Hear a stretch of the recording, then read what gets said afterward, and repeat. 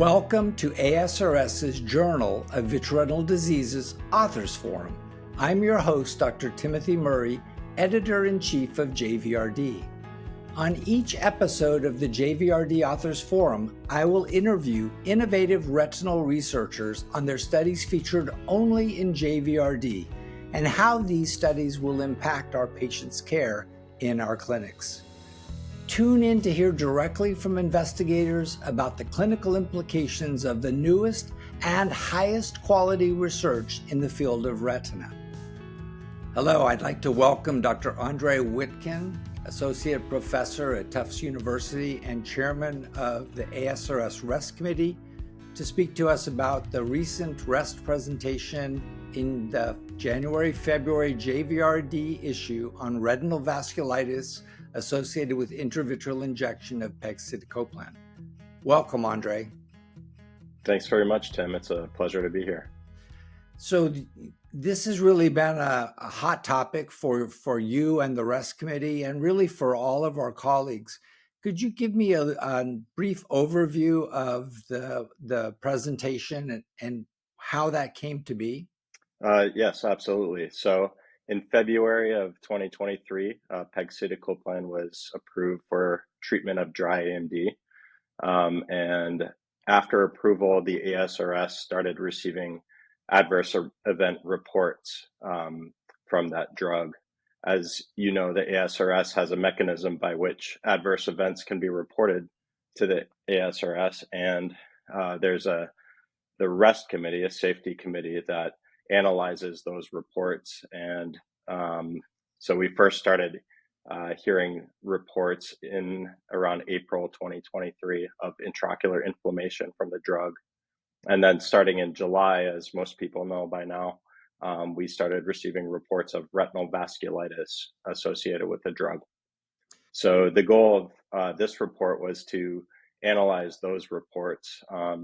To be fair and careful, we wanted to make sure that all the imaging was analyzed very carefully. And so we invited some outside uveitis specialists as well to look through the imaging and confirm that what we were calling retinal vasculitis was indeed that.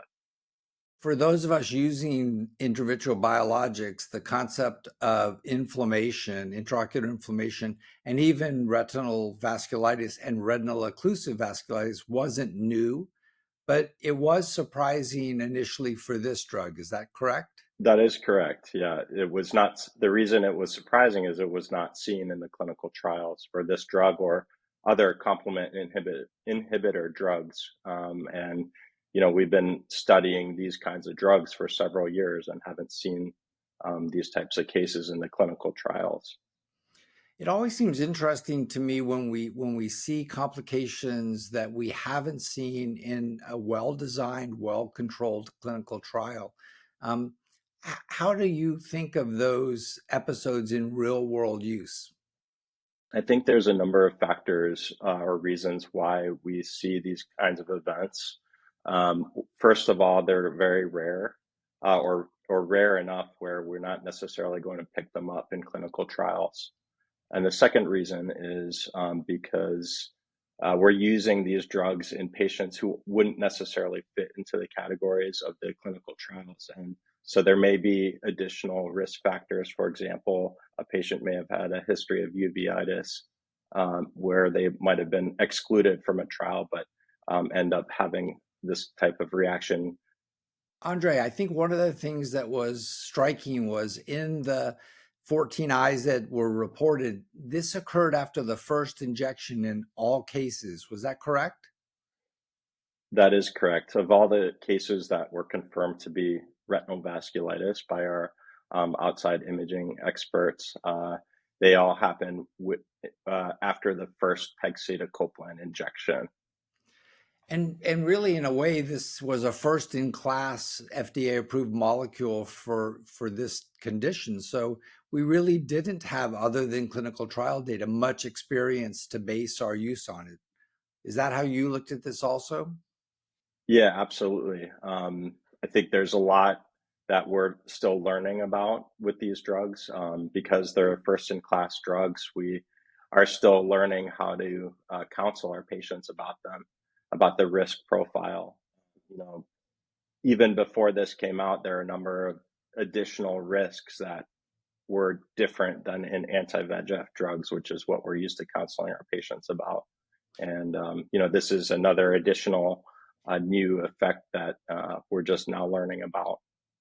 So at the ASRS annual meeting, when there was a panel discussion about treatment of GA, there was a lot of controversy about real extremes. Some of the doctors felt really comfortable using this drug on a regular basis, and some people felt very strongly that this drug should be observed before use.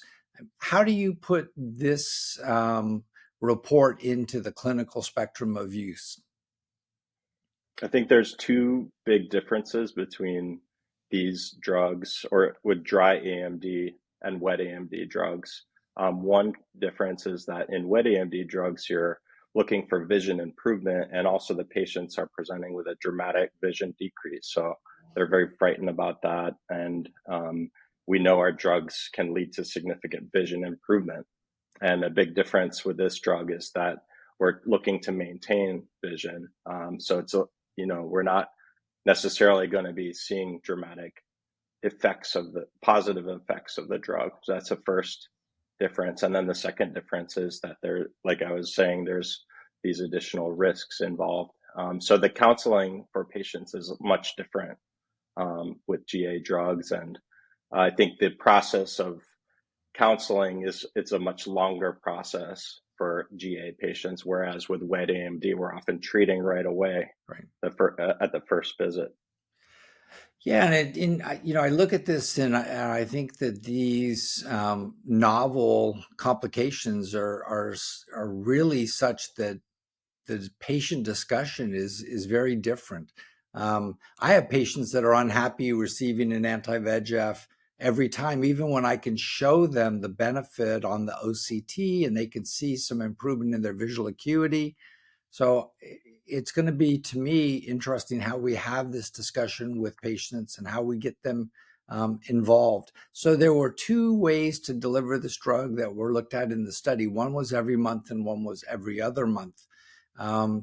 And that used to be the big discussion point, because one of the complications, which was the ischemic optic neuropathy, really seemed to be more common in the monthly injection and not so common in the every other month injection.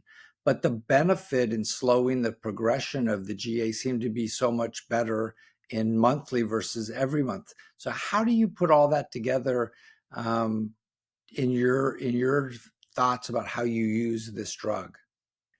It seems like from the every other month arm, there's still a benefit. And in general, the risk profile seems better in that group. So I think for myself, and probably for a lot of other physicians, I tend to lean towards maybe the every other month treatment approach, just to minimize the potential side effects while still maintaining some kind of benefit from the drug.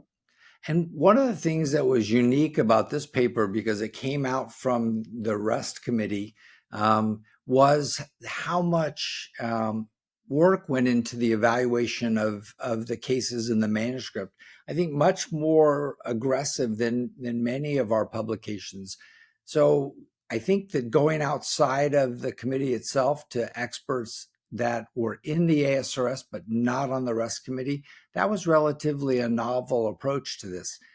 What are your thoughts about that for your committee and potentially for other committees? I think that these kinds of adverse effects of novel drugs is something that's kind of new, actually. Before we had, even before BioView, really, we didn't really talk that much about retinal vasculitis as a side effect of drugs. And now we're getting all these new drugs, and now we're seeing these kinds of effects with a number of different drugs. And so it's really going to be much more important to very carefully sort of weed out what's a true adverse effect of the drug versus maybe a different kind of finding. I think we still have to work on defining these adverse events. For example, retinal vasculitis is something that people debate what that really means, or how to determine what type of eye has retinal vascular occlusion and what doesn't. And I think going forward, it's going to be really important to much better characterize these kinds of adverse events. And so one of the things I thought was surprising too was how severe the vision compromise and the ocular functional compromise could be in some of these eyes. I believe 2 of these eyes went on to be enucleated. Is that correct? That's true. Yeah, this is the most striking feature of this rare but potentially devastating problem, is that it can be so bad. And you're starting with someone who has limited central vision, but then bringing them to complete blindness in that eye. And certainly, if you imagine that type of problem happening bilaterally, it can really be truly horrible. And in fact, we had one case where they had a severe outcome in both eyes. And that's reported in detail in the article. And then going back to the patients presenting, I thought it was interesting, again, as we said, after one injection, and typically between 1 and 3 weeks after the injection itself, correct? Not an immediate event like we often see with some of the other inflammatory conditions. Mm-hmm. Yes, exactly. There's a delayed presentation of these patients.